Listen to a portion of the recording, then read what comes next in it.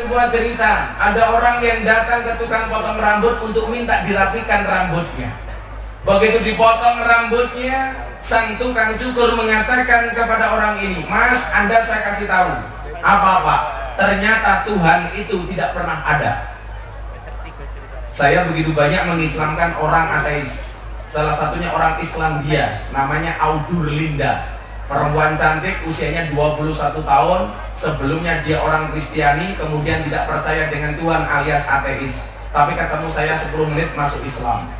Mas Deddy Corbuzier bertahun-tahun sejak zaman Ustadz Jeffrey Al-Bukhari belajar Islam. Ketemu sekian banyak ustadz dan kiai, dia belum mantep dan klik dengan Islam. Alhamdulillah ketemu saya 8 bulan dia menyatakan masuk Islam. Saya punya teman, punya jamaah dari Thailand, seorang DJ seksi, namanya DJ Katy Butterfly, yang hari ini kalau bikin blogger food dia suka makan apa itu pare. Pare, dia suka makan sambel-sambelan. Kenal saya tahun 2019, 2021 dia menyatakan masuk Islam. Padahal dulu mohon maaf kalau dia perform lagi nge-DJ di panggung, dia hanya pakai BH dan sempakan tok. Maka itulah kenapa kalau saya ketemu dia pasti pakai kacamata hitam. Bukan untuk menjaga pandangan, tapi supaya kalau lirik tidak kelihatan.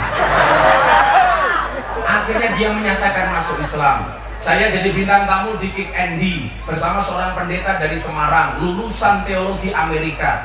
Dia pernah memurtadkan 80 orang. Ketemu saya dalam waktu setengah jam, minta nomor HP saya. Dia mendatangi hotel saya 2 minggu kemudian, konsultasi soal Islam hanya 30 menit. Akhirnya dia meninggalkan agama lamanya dan akhirnya memutuskan masuk Islam. Artinya apa? Saya ingin semuanya mensiarkan Islam ini dengan keindahan. Saya bilang sama Deddy Corbuzier, "Bro, tak kasih tahu, apa Gus? Orang non-Islam tidak melihat Quranmu. Orang non-Islam tidak membaca hadismu, tetapi orang non-Islam membaca akhlak dan perbuatanmu. Maka kalau pengen orang non-Islam menganggap Islam ini agama yang indah, caranya bagaimana? Tampakkanlah Islam dengan keindahan akhlakmu. Maka akan banyak orang berbondong-bondong masuk Islam tanpa harus menghina orang non-Islam. Maka ketika saya masuk gereja di Penjaringan dalam rangka peresmian gereja GBI, Gereja Battle Indonesia, saya ceramah di situ dalam rangka peresmian. Tapi saya dibully habis-habisan selama berbulan-bulan. Bahkan dikatakan Miftah kafir. Apakah saya marah? Enggak. Ketika orang mengatakan Miftah masuk gereja kafir, cukup saya bilang kalau kafir ya syahadat lagi. Selesai. Tahu orang kafir 70 tahun membaca kalimat tahlil sekali, mohon maaf terbakar kekafirannya. Maka jangan pernah menjadi orang sumbu pendek. Kayak hari ini orang-orang Ahlussunnah wal Jamaah Nahdiyah, orang-orang NU amal-amalannya kemudian banyak dibid'ah-bid'ahkan oleh orang-orang itu. Sampean santai saja. Kayak bapak ini gendong anak kayak orang duit dosa. Bojone diceluk, "Ayo Bu, mulai dhisik kalong dhisik." Nyusul saudara-saudara. Udah mulai sing lanang langsung nyanyi, "Tul jainak ora nuntul ora enak. Nuntul rasa penak sing didudel dangan-dangan." Oh, kakinya kenapa? Oh, adiknya. Kan aku jadi dingin. Ini yang di belakang anak hadron namanya apa ini? El Fatah pemuda gitu maksudnya. Insya Allah saya besok masuk surga El Fatah saya ajak. Tapi ya itu saya di surga kelon sama bidadari, kalian hadroan terus. Ini Joko semua, jomblo semua. Ya Allah, nyamuk saja ditepuk pakai kedua belah telapak tangan. Masa cintamu bertepuk sebelah tangan? Jomblo, menjijikkan.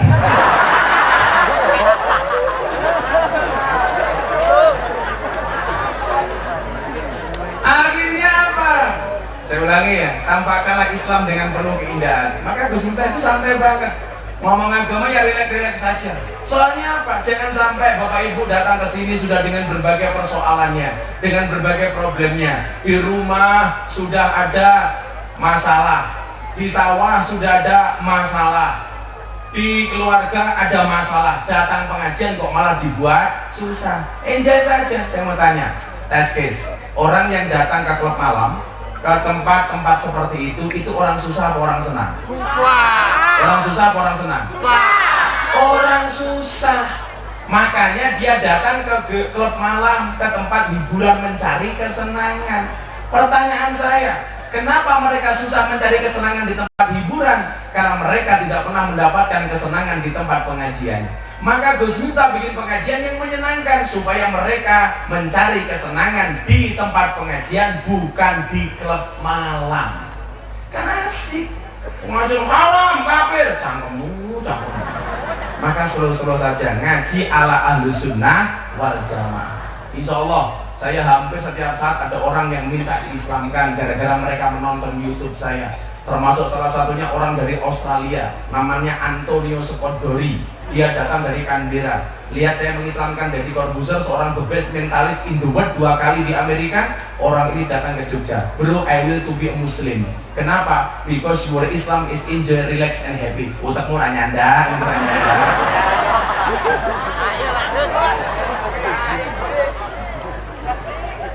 Bahasa Inggris. Bahasa Inggris itu gampang bro. Buku bahasa Inggrisnya buku tiba gedebuk. Jam tangan bahasa Inggrisnya clock. Jam tangan rusak clock. No bahasa Inggris. Saya tanggal 20 Desember dapat undangan dari komunitas Katolik di Amerika, di California, di Los Angeles, di New York. Pak Nur itu apa enggak? Itu kenapa di belakang? Oh, layarnya mati. Ya maklum, lunas. Nanti selawatannya ya. Nanti nyanyi lagu Mendung Tanpa Udan. Kamu ngerti Mendung Tanpa Udan ini bahasa lainnya apa? Ngerti kan? Mendung Tanpa Udan ini bahasa lainnya apa? Mendung tanpa udan itu ibarat kata lain adalah ngaceng tanpa kelon.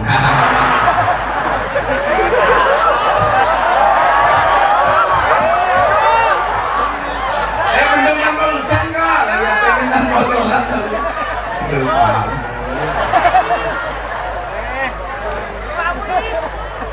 Sallallahu alaihi Muhammad. Slow mau. Lagi orang ngomong Miftah kayak cangkeme basa ora apa-apa daripada kowe kelakuanmu sing basa. Bener.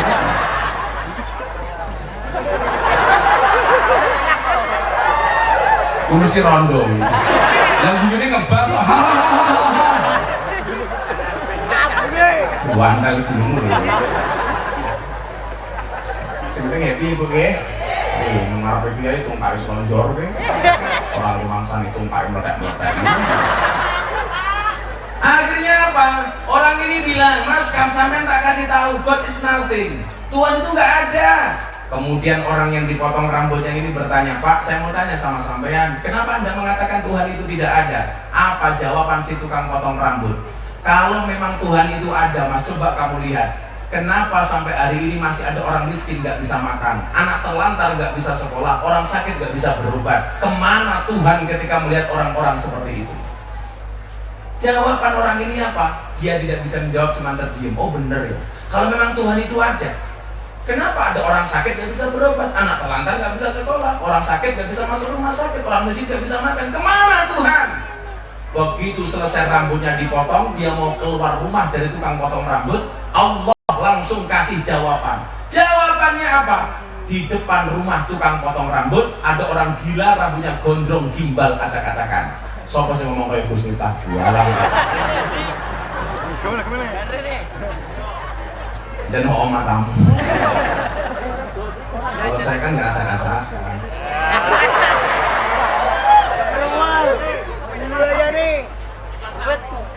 Kan sampung buah. Kan sampung. Saya kemarin iklan saya ngambil, tapi iklan kopi karena saya suka kopi. Yo ngomong juga geng gua nang tutup pink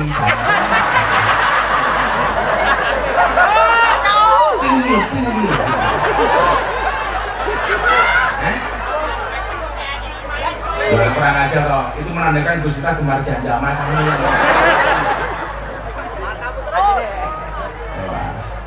Jijik.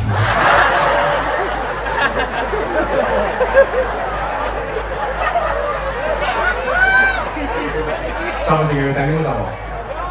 Baju hitam. Jenenge jenengmu. Jenenge sama kan? Jenenge sama. Oke, jenenge sama? Mbak Yuli. Ya Allah. Sama jenenge Yuli. Bojone ini jenenge apa? Coba ya. Wen. Kasih tahu itu. Iki lagi delok bojone Yuli sing lagi fitness iki. Awake fit atene ngenes.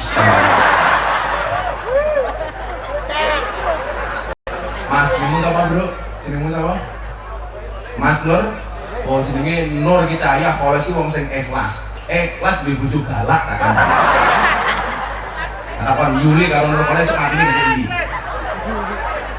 Dhisik Kholes apa dhisik Yuli? Dhisik Kholes. Soalnya Kholes stres pikir bojone ngeyelan kaya Yuli.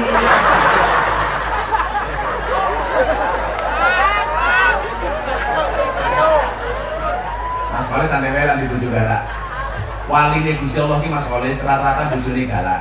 Jadi lah bojomu galak, kamu dua kemungkinan. Satu, kamu akan diangkat menjadi walinya Allah. Nomor dua, min alamatil stroke.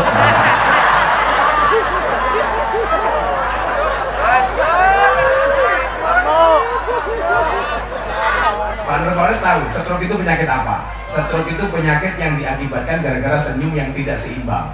Senyum seimbang itu ke kiri 2 cm, ke kanan 2 cm. Orang stroke senyumnya hanya ke kiri, gak ada yang ke kanan. Mau tahu, tolong Nur Kholes dicontohkan.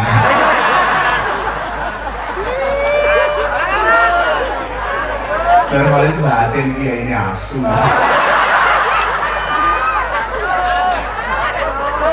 Sallallahu alaihi Nabi Muhammad. Akhirnya apa? Begitu dia mau keluar rumah, Allah langsung kasih jawaban. Apa jawabannya? Di depan rumah tukang potong rambut ada orang yang rambutnya gondrong gimbal acak-acakan. Kemudian dia kembali masuk ke dalam rumah tukang potong rambut. Apa dia katakan? Mas, sampean sekarang saya kasih tahu. Apa? Ternyata di dunia ini tukang potong rambut itu tidak pernah ada. Buktinya apa? Kalau memang tukang potong rambut itu ada, coba dilihat di depan rumah kamu. Kenapa hari ini masih ada orang yang rambutnya gondrong gimbal acak-acakan? Kemana tukang potong rambut? Apa jawaban tukang potong rambut? Hei Pak, awakmu tak ada. Kalau hari ini ada orang yang rambutnya gondrong gimbal acak-acakan, bukan berarti tukang potong rambut itu tidak ada, tapi salah mereka. Kenapa tidak datang ke rumah tukang potong rambut untuk saya potongkan rambutnya? Dijawab sama orang yang luar biasa ini. Sama Pak. Kalau hari ini ada orang miskin gak bisa makan, anak terlantar gak bisa sekolah, orang sakit gak bisa berobat, bukan berarti Allah itu tidak ada, tapi salah mereka. Kenapa tidak mau datang kepada Allah Subhanahu wa Ta'ala? Betul? Gak usah tepuk tangan. Apa arti tepuk tangan tanpa saweran?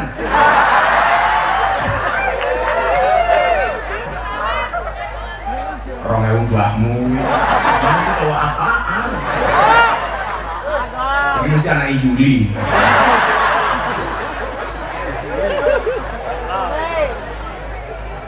Maka kalau kemudian kita berbicara masjid, saya sampaikan, membuat masjid, membuat musola itu pasti jadi. Tapi yang menjadi persoalan adalah mampukah kita untuk memakmurkan masjid dan